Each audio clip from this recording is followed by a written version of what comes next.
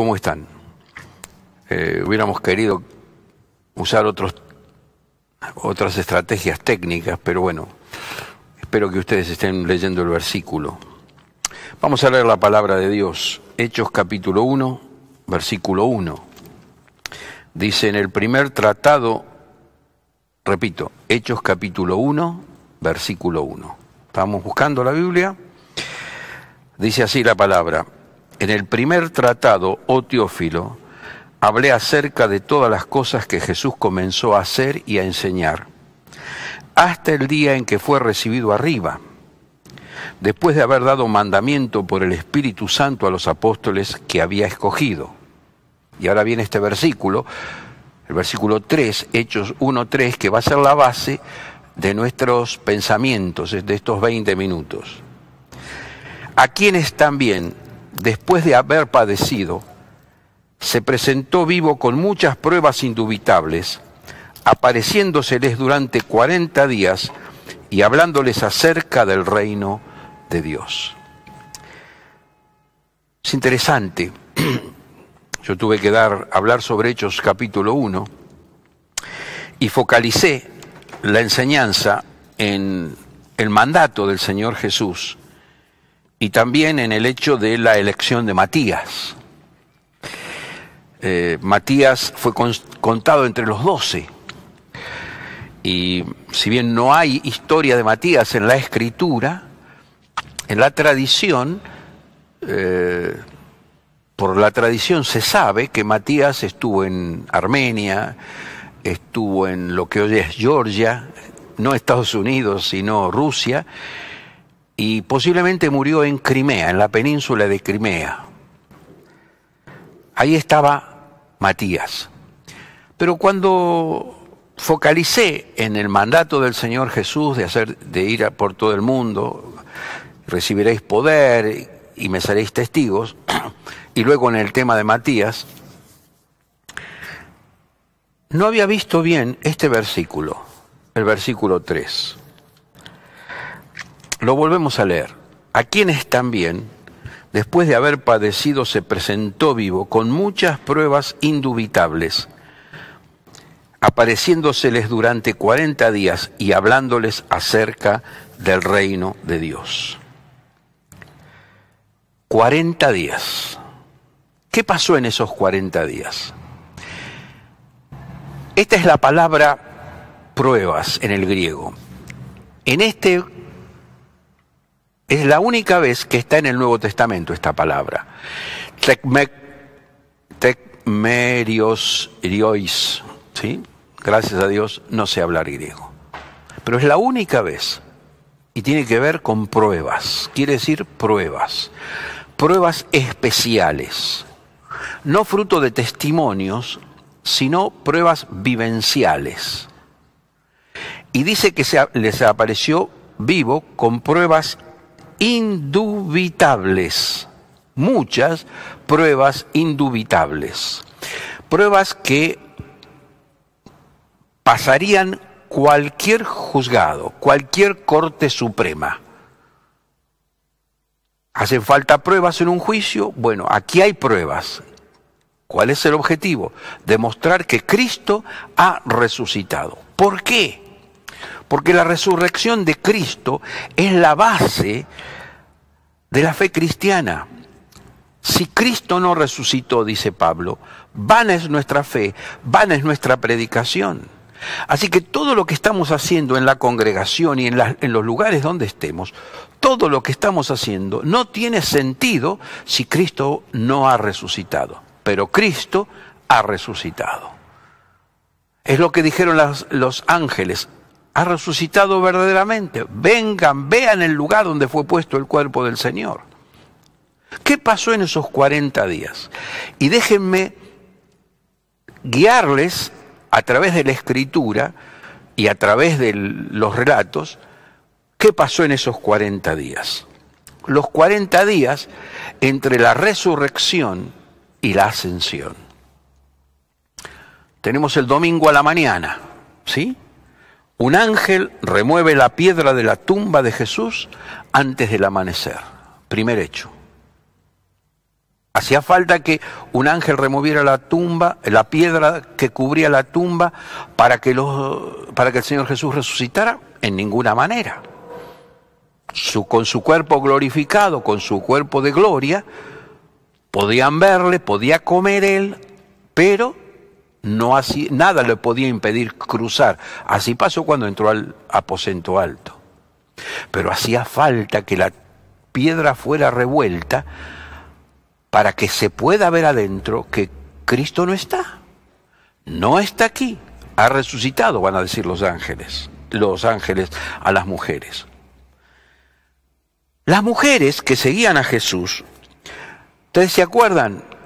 La preocupación de ellas era ¿quién nos removerá la piedra? Se encuentran con que la piedra ha sido removida. Descubren que el Señor ya no está allí. Cuando lo saben, ¿qué hacen una de ellas? María Magdalena. María Magdalena fue a contarle a Pedro lo que pasó. Fue a contarle a Pedro que no está el cuerpo del Señor, que la piedra está corrida, que ellos no tuvieron que correrla y que no está el cuerpo del Señor. Ella todavía no sabe. No va a escuchar todavía a los ángeles.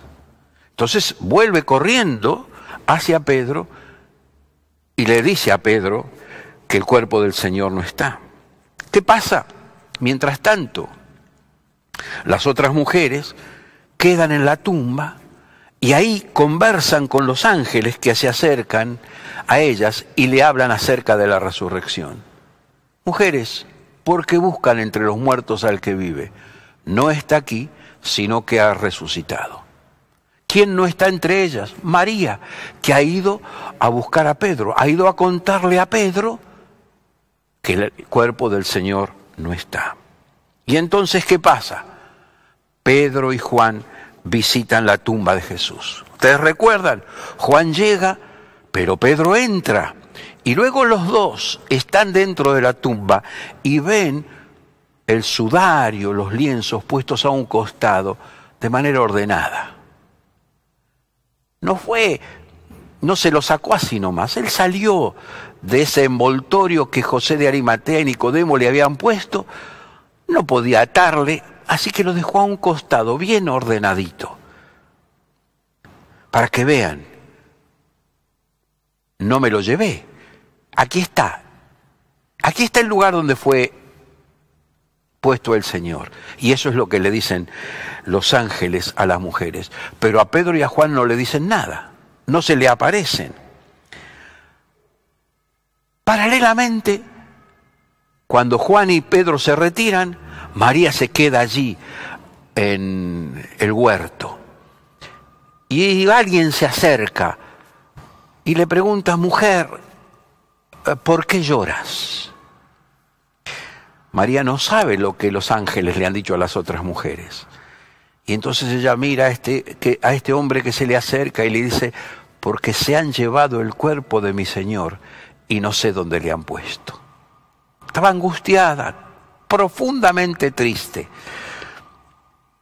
Y escucha la voz conocida, amada, de aquel que la ha transformado, que le dice: María. Y ella despierta de su tristeza y de su dolor y dice: Maestro, Raboni. Y el Señor le hace una declaración tremendamente preciosa: no me toques, pero ve a mis hermanos y diles: subo a mi Padre y a vuestro Padre, a mi Dios y a vuestro Dios. Podía decirle María: algunas de las mujeres creyeron que yo iba a resucitar. Déjalos a los otros, que no lo sepan. No, que a la cruz podía ir solo Él, porque Él podía cargar el peso de nuestro pecado en el madero. Solamente Él. Los demás no tenían nada que hacer en la cruz. Salieron, estaban escondidos por causa de los judíos, tenían miedo. Pero el Señor ha resucitado y se le aparece a María. Los que resguardan la tumba, ¿qué hacen?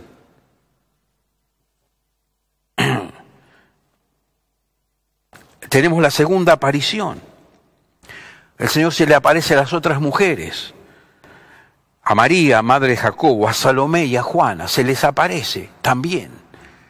Fíjense qué privilegio, queridas hermanas, queridas mujeres.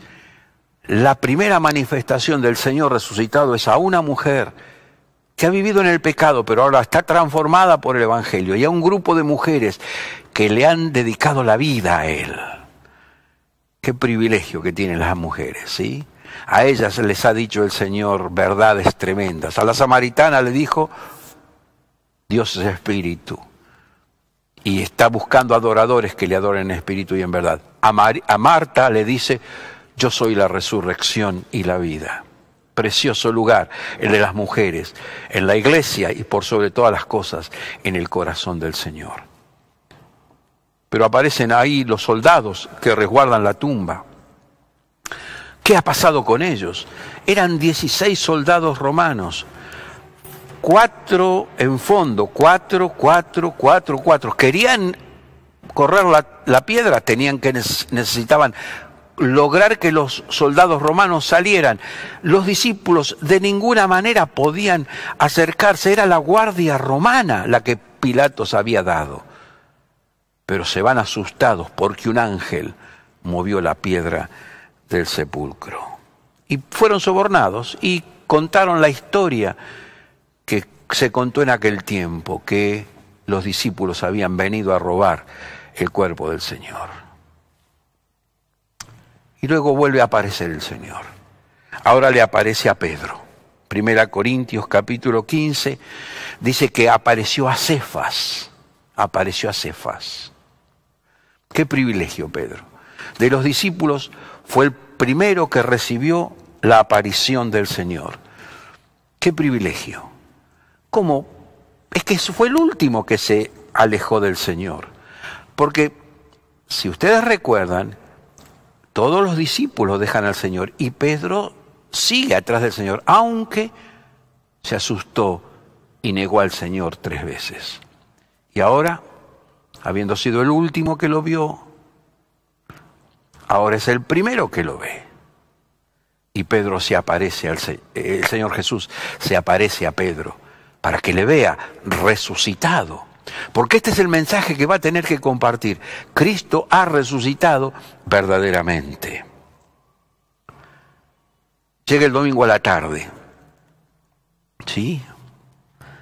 Y aparece la cuarta oportunidad en que el Señor Jesús aparece. ¿A quién? A los discípulos que van a Emaús. Cleofa y su amigo. Yo estoy por recibir una película que se llama Camino a Emaús y la voy a compartir con todos. Qué linda la charla. Iban tristes, muy tristes. Porque si bien algunas mujeres habían dicho que Cristo había resucitado, ellos no lo creían. Estaban muy tristes. Y entonces se aparece alguien, un caminante, y se aparece al lado de él, y al lado de ellos, y dice, ¿por qué están tristes? ¿Ustedes recuerdan lo que le dijo a María Magdalena? Mujer, ¿por qué lloras? Y ahora les dice a los discípulos, a Cleofa y a su amigo, ¿qué pasa? ¿Qué es lo que están conversando? ¿Y por qué están tristes? Y lo miran con los ojos velados por el dolor y las lágrimas, y no ven a Jesús, ven a un caminante, y le dicen, ¿eres tú el único forastero en Jerusalén que no sabes lo que pasó? ¿De qué pasó? Jesús Nazareno, hombre tremendo, ungido de Dios. Murió, fue sepultado, pensábamos que él iba a redimir a Israel. Y ahora hace 3 días que falleció, aunque algunas mujeres dijeron que él ha resucitado. Y ahí comienza la clase magistral de esos 40 minutos, 1 hora, no sabemos cuánto. Porque el paso de ellos era un paso lento, cargado por el dolor. Pero empiezan a escuchar una voz que les va contando todo lo que las Escrituras han dicho acerca del Señor Jesús. Y comienza el caminante a contarles de lo que dice Moisés, la ley, los salmos, los profetas. Y van aprendiendo esto y lo van sintiendo y llegan a Emaús y ellos van a casa. Y él hace como que se va más lejos. Y entonces se les dicen, quédate con nosotros. Sigamos charlando. Nos hace mucho bien lo que nos estás diciendo. Además es tarde. Y quedó. Y paró a quedarse con ellos. Y como la tradición y como la costumbre oriental era, al que era visita se le daba la oportunidad de repartir la comida. Así que en un momento dado él toma el pan, lo parte y se los da. Y ahí se abren los ojos de ellos. Pero él se va de ellos y ellos vuelven corriendo. Ya no tienen paso lento, ya no tienen caminar pesado. Ahora están felices. Han visto al Señor Jesús. Les ha hablado en el camino. El corazón de ellos ardía cuando les hablaba en el camino. Y llegan a donde están los discípulos, atemorizados, y les comienzan a hablar. Y les dicen cómo le conocieron cuando les partía el pan. Y en ese momento, ya era de noche, cuentan los discípulos todo lo que han vivido y aparece el Señor Jesús. Paz a vosotros, paz a vosotros. Ahí está el Señor Jesús, presentándosele a los discípulos. Ahí está. Denme algo de comer, tienen pan y come. No va a tomar, porque va a volver a beber del vino cuando lo beba nuevo en la casa del Padre. Así les dijo en la última cena. Pero come del pan. Y lo comparte, y tienen miel, y la comparte. Soy yo, no teman. Y se va. Pero ¿quién no estaba allí? ¿Se acuerdan? No estaba Tomás. Y al domingo siguiente, el Señor hace su sexta aparición. Vuelve el Señor a aparecer a los 12, y ahí está Tomás. Ahí está Tomás, y... Tomás, mete tu mano en mi costado, mira mis manos, mira mis pies, soy yo. No seas incrédulo, sino creyente. Cree. Y ahí vemos a Tomás arrodillándose a los pies del Señor y diciéndole, Señor mío y Dios mío. ¿No te ha pasado muchas veces que dudaste? Pues la resurrección de Cristo, demostrada con pruebas que no dan lugar a ningún tipo de duda,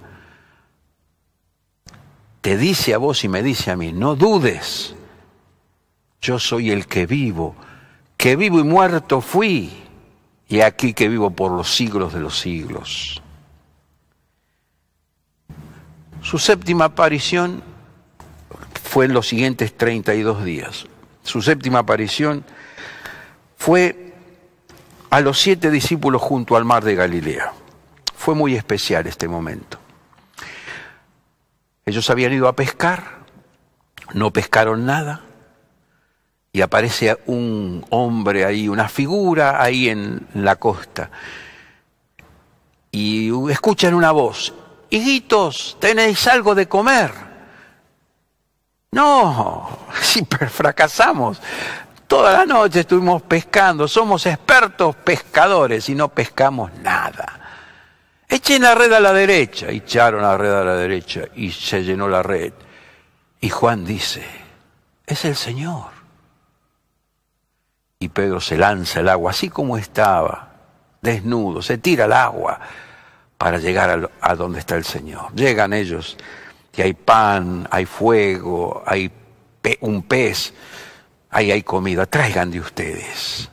Y ahí está la conversación con Pedro, que es como la conversación con nosotros. Es la conversación que el Cristo resucitado quiere tener con cada uno de nosotros.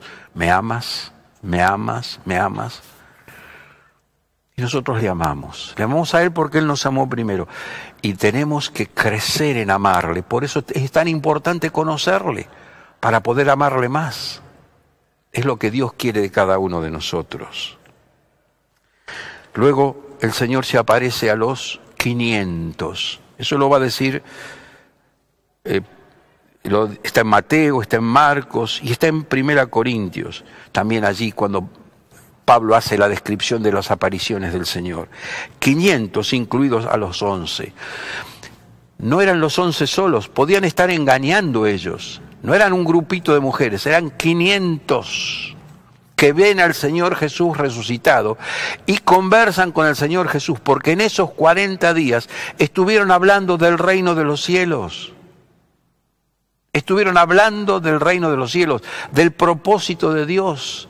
Estuvieron hablando del reino de los cielos que está ahora moviéndose en la tierra a través de la iglesia. Nosotros estamos en el reino de su amado Hijo. Reino que se va a establecer sobre toda la tierra cuando venga el Señor a reinar por 1000 años. Su reino, porque Él es Rey de Reyes y Señor de Señores. Estuvieron conversando, estuvieron preparándose, estuvieron siendo instruidos por el Señor de la iglesia de cómo tenían que trabajar. Luego iba a venir el Espíritu Santo y van a tener el poder necesario para hacerlo.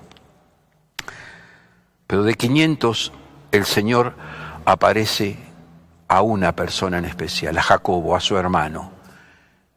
Jacobo, el hermano del Señor. ¿Cómo fue esa conversación? ¿Ya tenía lugar de liderazgo Jacobo entre los 12? No, porque él no se considera apóstol. Pero va a ocupar un lugar de liderazgo en la iglesia. Jacobo va a estar en el concilio, que va a indicar la pertinencia de la evangelización de los gentiles. Jacobo es un hermano del Señor que no le creía, pero ahora le cree, porque dejó de ser su hermano carnal para ser su hermano espiritual.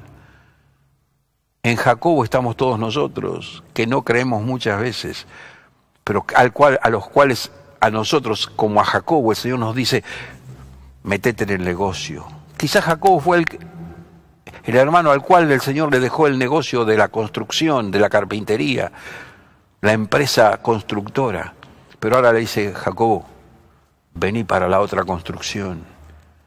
Ya lo saqué a estos para que sean pescadores de hombres, ahora vení vos a construir la iglesia por la cual yo morí. Y luego el Señor se aparece por 10ª vez a los discípulos. Y ahí les dice, quédense en Jerusalén hasta que venga sobre ustedes la promesa del Espíritu Santo. Y dice ahí en versículo 8 del primer capítulo de Hechos, y recibirán poder cuando venga sobre ustedes el Espíritu Santo y me serán testigos en Jerusalén, en Judea, en toda Samaria y hasta lo último de la tierra. Queridos, mis queridos hermanos y hermanas, Cristo ha resucitado verdaderamente.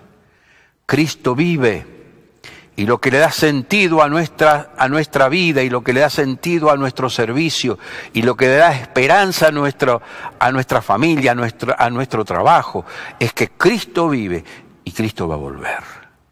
Y decimos con la iglesia, ven Señor Jesús, ven pronto. Hoy está sentado a la diestra de la majestad en las alturas, intercediendo por todos nosotros, porque vive, porque vive. Cristo vive, mas su amor le condujo a la muerte. Cristo vive y nos guiará, aunque triste la vía. Cristo vive, Cristo vive. Cristo ha resucitado. Aleluya. Que el Señor les bendiga. Gracias, Padre, por la tremenda alegría que hay en nuestros corazones al recordar, y recordamos cada uno de nosotros, que Cristo vive, vive para siempre, vive y reina por toda la eternidad. Gracias, Padre. Bendice a mis hermanos y a mis hermanas que han compartido conmigo estos 40 días de pruebas indubitables de la resurrección de Cristo. A su nombre la gloria, en su precioso nombre. Amén. Que el Señor les bendiga.